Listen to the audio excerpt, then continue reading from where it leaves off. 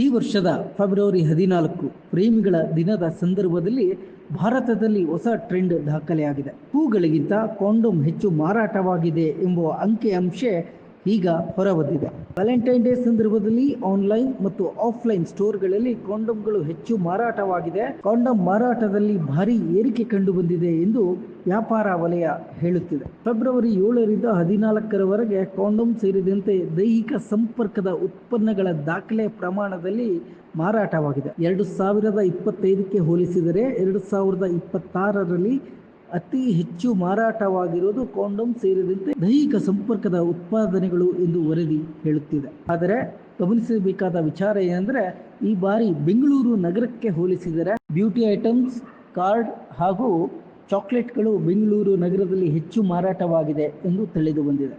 ಈ ತರಹದ ಮತ್ತಷ್ಟು ಅಪ್ಡೇಟ್ಗಳಿಗಾಗಿ ಬ್ರಿಗೇಡ್ ನ್ಯೂಸ್ ಕನ್ನಡ ಫಾಲೋ ಮಾಡಿ. ಇನ್ನಷ್ಟು ಹೆಚ್ಚಿನ ಮಾಹಿತಿಗಾಗಿ ಫಾಲೋ ಮಾಡಿ ಬ್ರಿಗೇಡ್ ನ್ಯೂಸ್ ಕನ್ನಡ.